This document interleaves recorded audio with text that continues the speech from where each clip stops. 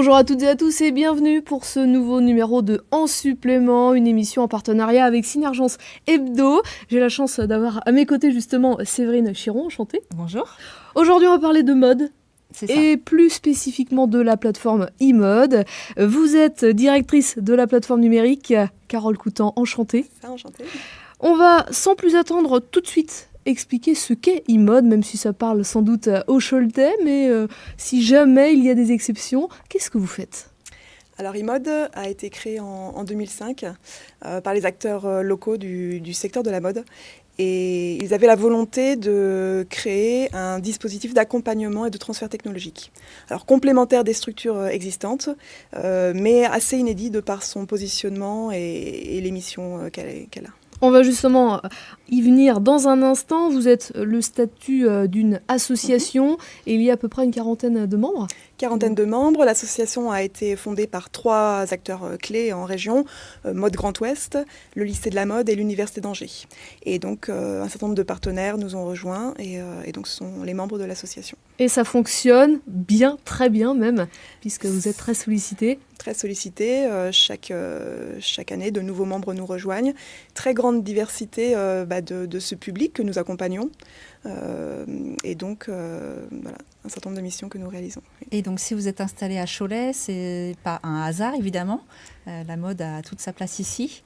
Voilà, secteur reconnu et au niveau national pour son dynamisme sur le territoire.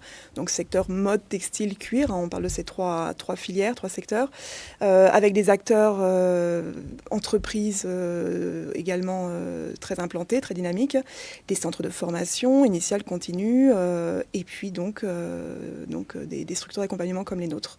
Et puis vous êtes installé même au lycée de la mode. Exactement, depuis le début, installé dans les locaux du lycée de la mode. Ce qui permet donc un partenariat avec le lycée également. Ce qui permet une très forte mutualisation en effet, tant au niveau des ressources que des équipements et ce qu'on appelle des labs, des espaces très très très fournis en termes d'équipements. Vous êtes donc créé il y a 14 ans déjà. Juste un petit mot très rapide sur cette historique. À l'époque, comment est né ce projet ? Eh bien, voilà, l'idée de pouvoir accompagner donc des porteurs de projets, des entreprises qui sont en recherche de solutions pour développer un produit ou tester une démarche innovante. Donc, très vite a été la question du positionnement d'e-mode. Et donc, ce sont les technologies créatives et également une autre thématique qui est motifs et matières qui ont été retenues. C'est constitué à un ensemble une sorte de plateau technique, des équipements, et puis une équipe pour répondre à ces questions, à ces problématiques. Et justement, on va rentrer dans le vif du sujet. À qui s'adresse cette plateforme ? Qui vient vers vous ? Alors, donc des professionnels, donc des entreprises, des créateurs, mais également des artistes, donc qui ont des problématiques de développement de produits ou de tests, mais également des enseignants, des étudiants, donc d'établissements publics ou privés d'enseignement. Et dans tous les cas, on est donc très en amont de la démarche, donc sur des phases d'expérimentation, de conseils, de réseau.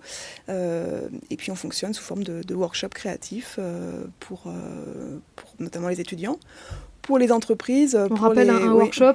Un workshop, donc un atelier de découverte ou de travail. Et pour les entreprises, on va être... D'ailleurs, dans tout secteur, on parle donc e-mode, mais pas que dans le secteur de la mode.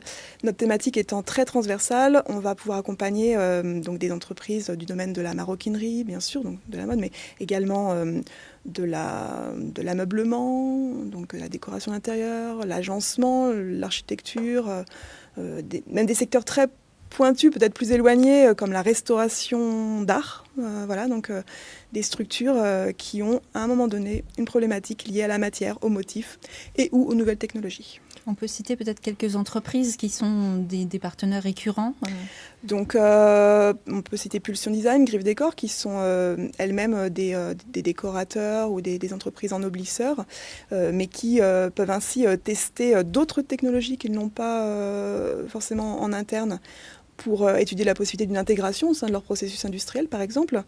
On peut citer des artistes comme Serge Crampon, par exemple, qui développent des partenariats avec nous, des designers textiles aussi, et puis des créateurs donc, de produits, les pieds dans les étoiles pour décoration de marques, de décoration de chambres d'enfants. Happy Workshop, tout nouveau, donc deux créatrices, une start-up vendéenne qui se lance dans l'édition de tissus biosourcés, co-conçus et imprimés donc à Cholet. Donc voilà quelques exemples. Alors nous, avec Séverine, on aimerait éventuellement la même robe que vous, qui est notée évidemment avec la marque iMode. Est-ce qu'en tant que particulière, on peut s'adresser à vous ?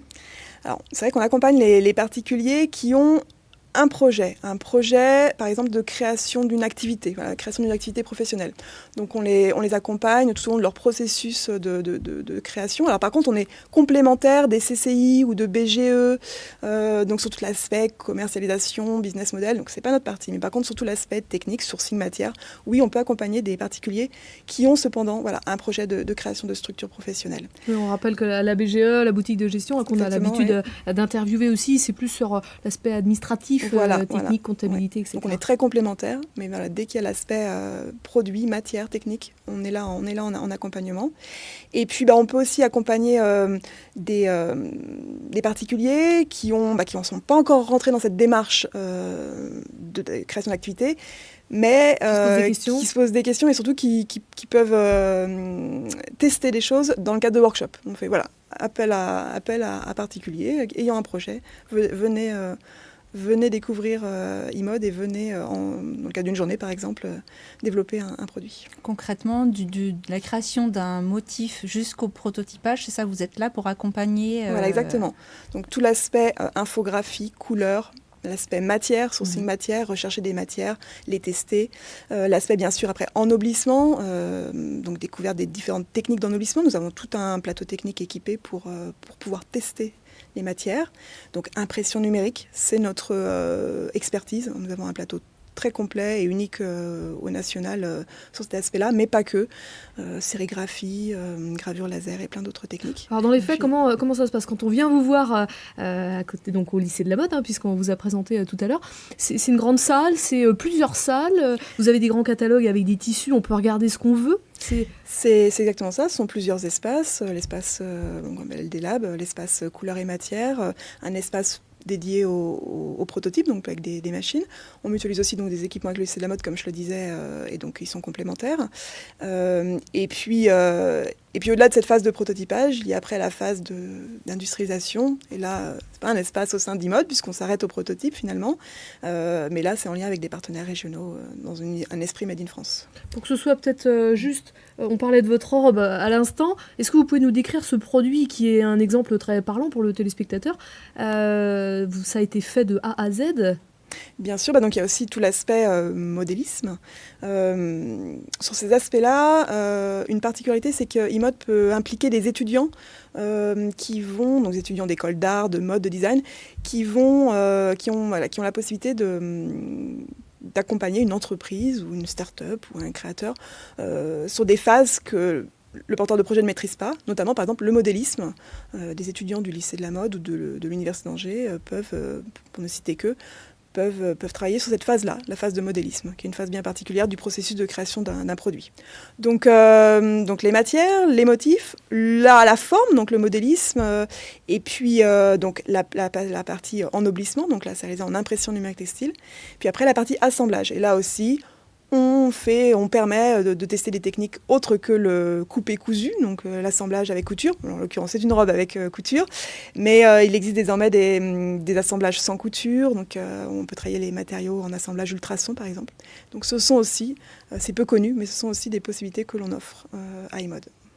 Et justement, quand vous parlez de l'équipe iMode, qui se cache derrière ? Alors, iMode, c'est donc une petite équipe de 2 personnes à plein temps. Donc, moi-même et mon collègue Quentin Pérez, tous les deux, nous sommes ingénieurs textiles. Et sur projet, nous faisons intervenir donc, des enseignants, des étudiants ou des consultants d'autres centres techniques ou, avec qui nous travaillons en partenariat. C'est peut-être un métier qui peut intéresser nos téléspectateurs. Aujourd'hui, ça correspond à quoi votre métier? Ingénieur textile, c'est ça? Ingénieur textile, voilà, donc métier sur le papier généraliste. On peut travailler de la création d'une fibre jusqu'à gérer une usine en termes de responsable de production. Moi, en l'occurrence, j'ai toujours été passionnée par les domaines artistiques, culturels, graphiques. Et donc, mon métier me passionne parce que je suis en lien avec justement des créatifs, des créateurs, et je peux leur apporter solutions techniques à leur questionnement pour qu'ils passent à la phase de transposition sur la matière. Donc c'est une partie du métier d'ingénieur textile. Et justement, on va peut-être rebondir sur ce que vous venez d'expliquer sur la création et aussi sur l'origine du pays de création. Vous êtes beaucoup sur le Made in France. Oui. Ça, c'est une valeur aussi défendue localement. Oui. Est-ce que tout ce qui est fait, du coup, est Made in France ? Alors, c'est une très bonne question. La question des matières reste quand même problématique. Et donc, à nous d'être très en veille sur ces aspects-là, de rester très en lien avec les filateurs, les tisseurs, les tricoteurs. Alors, en région, nous ne sommes pas une région de fabrication textile, même si à Laval, il y a notamment TDV qui est tisseur, mais en France. Et donc, être aussi en veille sur des matériaux recyclés, ce qu'on appelle Second Life, des matériaux biosourcés. Et donc là, c'est là aussi qu'on apporte notre accompagnement à ces créateurs qui recherchent des... Alors, en 14 ans d'existence, comment est financée cette association ? Comment ça fonctionne ? Donc l'association, depuis ses débuts, du fait de son label PFT, Plateforme Technologique, qui est un label national et qui est un label du ministère de l'Enseignement supérieur, de la recherche et de l'innovation. Donc du fait de ce label et donc des missions qu'elle accomplit, la plateforme est financée par l'État et également par la région des Pays de la Loire. Également par une partie de ses recettes privées que lui apportent donc ses prestations techniques, ses études, l'organisation de workshops et autres événements. Mais vous êtes aussi ouvert si d'autres partenaires voulaient se joindre. Bien sûr, parce qu'on a plein d'autres projets pour que le territoire continue à être dynamique dans ce domaine-là. Pourquoi pas une idée transformer, que la plateforme puisse être un réel Fab Lab dans ce secteur-là, chose qui n'existe pas pour l'instant et que la ville de Cholet pourrait tout à fait porter. On a bien entendu le message. Carole Coutan, on arrive déjà au terme de cette émission. On espère, chers téléspectateurs, que vous êtes désormais bien au courant de tout ce qui se passe et puis vous invitez peut-être aussi les personnes à vous rencontrer pour celles et ceux qui seraient intéressés. Bien sûr. Et on vous souhaite une excellente soirée sur TLC.